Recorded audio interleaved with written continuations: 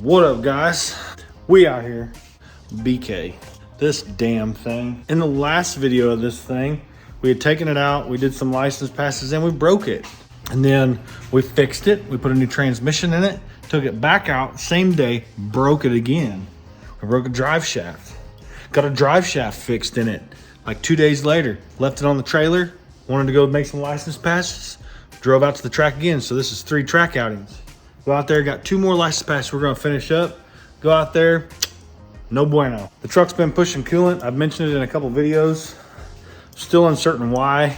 I've changed a couple things. I've changed the cap. I put a nice radiator cap on it, redid some of the steam lines and tightened everything up, and it still just wants to blow coolant. First pass, I didn't video any of this. I think I probably can get a couple videos from my buddy Dave. I think he still has them. If he does, I'll throw them in. If not, let me tell you what happened. First pass went out, tried to run it on the same tune where it broke the drive shaft at US 36, and went down the track, got just past 8th mile, and I could just see water just blowing up out of the hood. So I got out of it, shut it down, coasted. Sure shit, water everywhere. Checked a couple things, wasn't sure. I was like, piss on them or run it again, see what happens. Actually took like 4 degrees of timing out of this thing, thinking I could save it. Did that, went down the track, pushed water, just not as bad. But that second pass was like a 1050 pass because it still wasn't 60 foot for shit with a foot brake with the 5.3 in it. 6.2 would foot brake like a sumbitch. 5.3 not so much. It was like 132.5 mile an hour. I had to have 135 mile an hour, so I said piss on it. I left the 4 degrees out of it, and I put 7% more duty cycle on the boost controller in hopes to try and get it to make, because I think it made 16, 17 pounds on my second pass when it went 132. So I was like, a couple more, two, maybe 3 pounds of boost that should mile an hour where I need it to be. So I turned it up a little bit. Third pass, it got about half track. RPMs pretty much stopped climbing. The truck just laid over and died. And it's yet to restart. Let me show you what it sounds like. You can hear it's got a dead hole.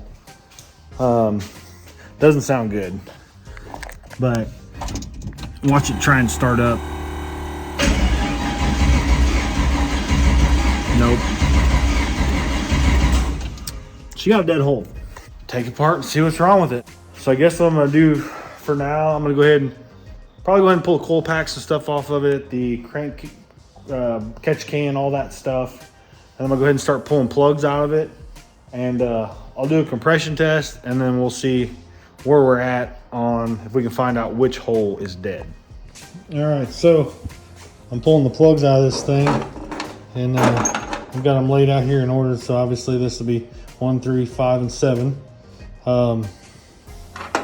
7, not looking too terrible. A little soft on the timing, so that's good. Taking the 3 degrees out of it, because this thing shut down like mid-pull. So be a good read on the plug. 5. Oh, 5's wet. That'll be interesting to see. 3. Looks pretty good. Might be a little spicy, actually. This is the one, if you can look, there's actually, you can see right there on the end of the ground strap, there's something right here. Looks to be some kind of aluminum. I'm gonna assume number 1 has an issue. But I'm gonna get the rest of these plugs out, and then we'll start with number 1 and check compression. And then maybe I'll get the leak down tester out, and we'll see if I can figure out where it's going. All right, so I've been doing the comp test here, and number 5, not looking so hot. And that was the plug that was wet. So we're definitely gonna do a leak down on that hole. Back when number 7 was 170. All this side was like 165 to 190. There's a little discrepancy there, but it probably didn't help the way the motor shut down, so there may be fuel sitting in some and not in the others. But yeah, 170, 165s, and then there's like a 190 and like a 180 over there too. So, but yeah, number 5, shit. obviously. That's a dead hole. I'm really curious to see what number 1 shows since it's got some aluminum on there. Yeah, boys, not looking too good. I'm gonna go to number 3, see what we got there. Well, number 1 wasn't as bad as I thought. Looks like it's got about 160, 155, 160. So yeah, not sure what to make of that hole. But that being said, we are gonna have to yank this thing apart, pull the heads off. I'll probably just pull the intake and then start with this cylinder head first and see what we find. And then depending on what we find there, I may just go ahead and pull the other cylinder head off and then, you know, just go through and I don't know. We'll see what we find, but I'm gonna pull the intake, charge pipe, and exhaust manifold off this side. We'll start yanking this head off. All right, so I got the rocker arms, push rods and everything out. And I kind of feel like, I don't know if you'll be able to see this, that is not oil, that is water.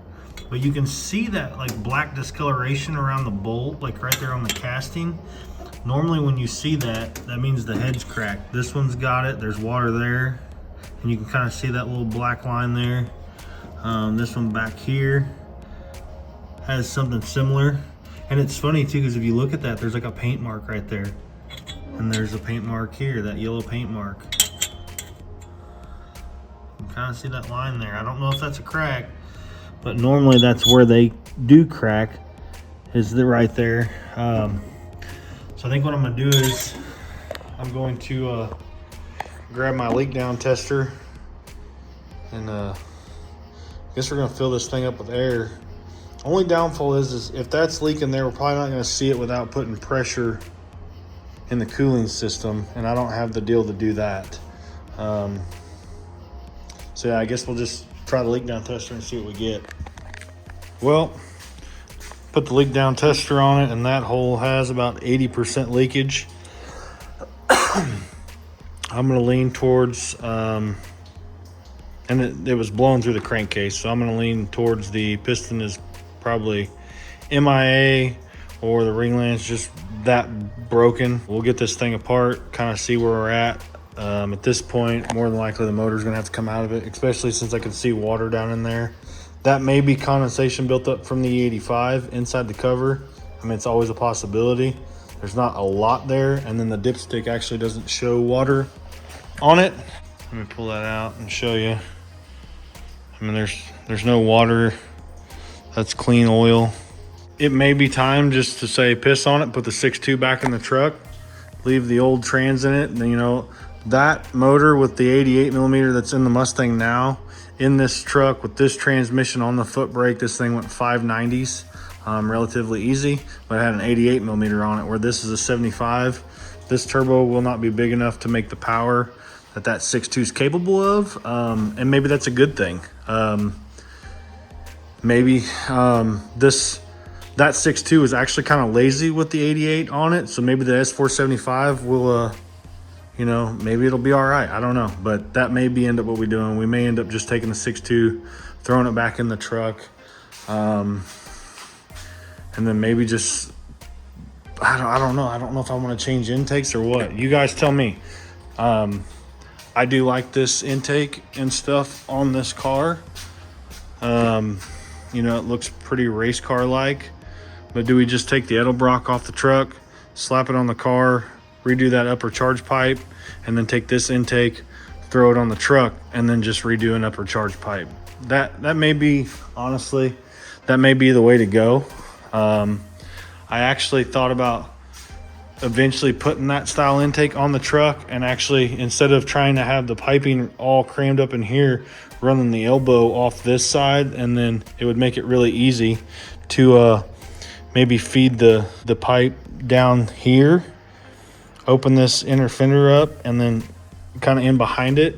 So then you just have a little bit of a pipe here. There's not really much anything else over here.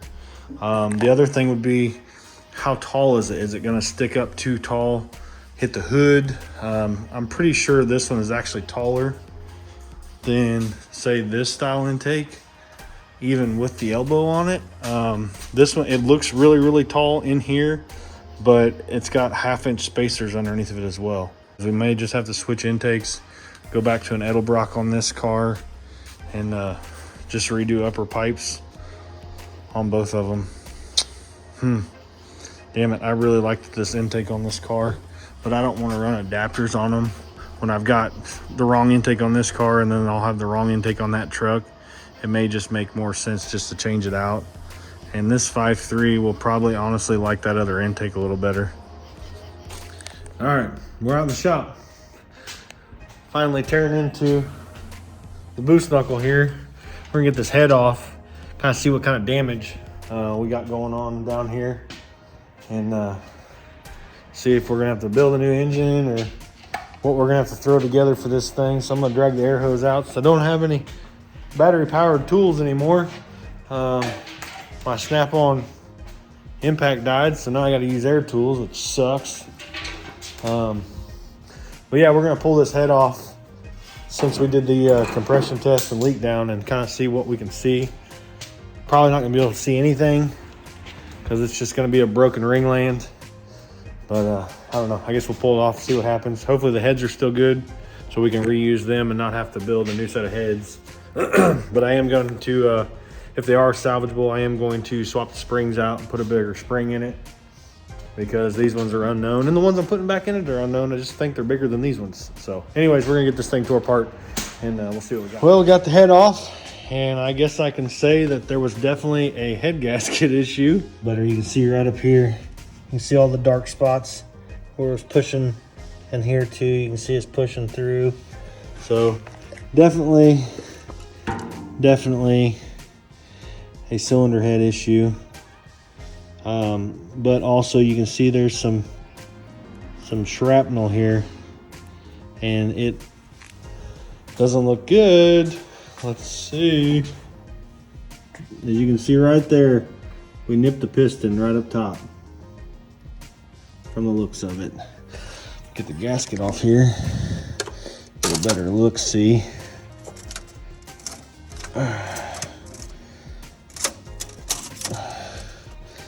I feel like these gaskets were some cheap ones, and that's probably where my issue lied. I don't know that they weren't. Oh, they were L-ring gaskets.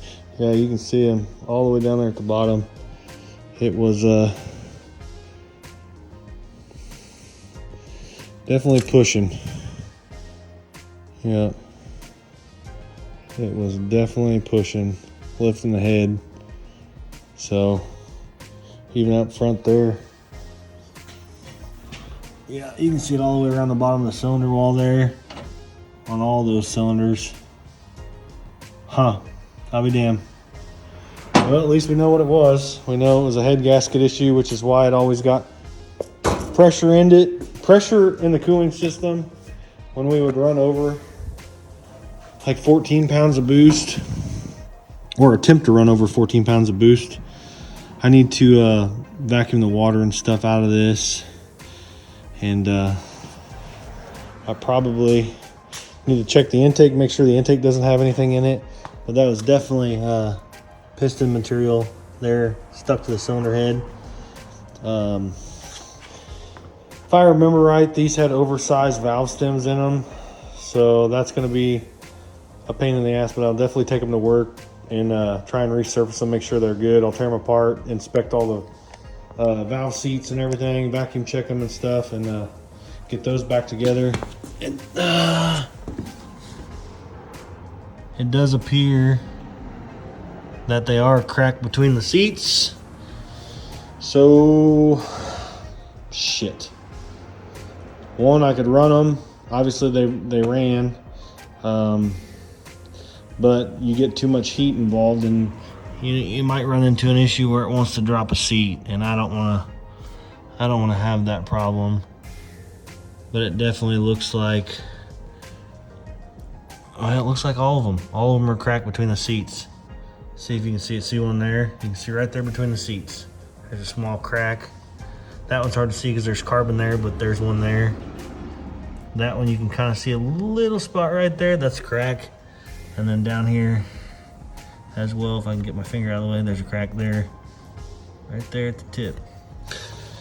So, yep, more than likely, those are not going to get thrown back on this engine. I may save those for the 5.3 that's going in the Bel Air project for the winter. Since they're already essentially fresh, I'll just clean them up. They'll be perfectly fine for that thing. That thing's not going to make any power.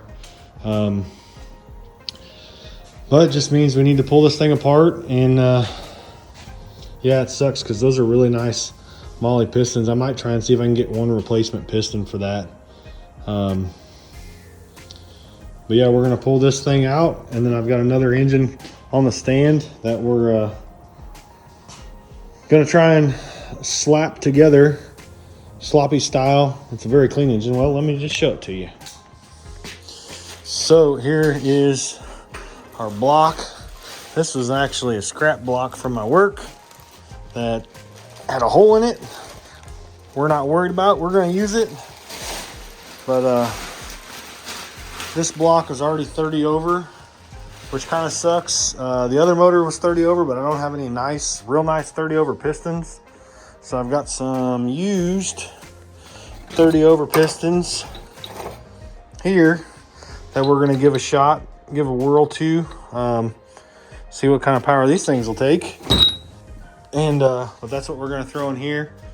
Put new cam bearings in it, measured the cam bearing clearance, everything's good and solid. I redecked the block, that's all good. One thing that this is going to be a 4.8. I got a 4.8 crank because my spare 5.3 crank, the thrust was completely trash on, and I was able to source a 4.8. So we're going to do that. We're going to throw the 4.8 crank in it. I've got some Gen 4 floater 4.8 rods, some stock GM bearings that are used out of an old engine, and we'll pull the cam out of the motor that's in the truck, and the lifters, the oil pump, all that stuff we'll throw in this one, and then we'll just have to source some cylinder heads to put on this thing. I've got one thing I'm going to try on this, and I don't know how it's going to work yet, but whenever I get to that, I'll show you. I've got a thought for cylinder head gaskets. But yeah, so the motor in the truck does have to come out. I was hopeful that maybe I'd be lucky and I'd get it apart and it was just the head gasket. Nope, not just the head gasket. So I guess I'm gonna get to work, start yanking this thing out, and hopefully we can try and get it run before winter. I'd like to get it running and back on the road and actually do a little bit of driving before winter comes. So basically I need to try and sort this out in like the next week. So anyways, that's going to do it for today's video, guys. Thanks for watching. Keep following. We'll see you on the next one.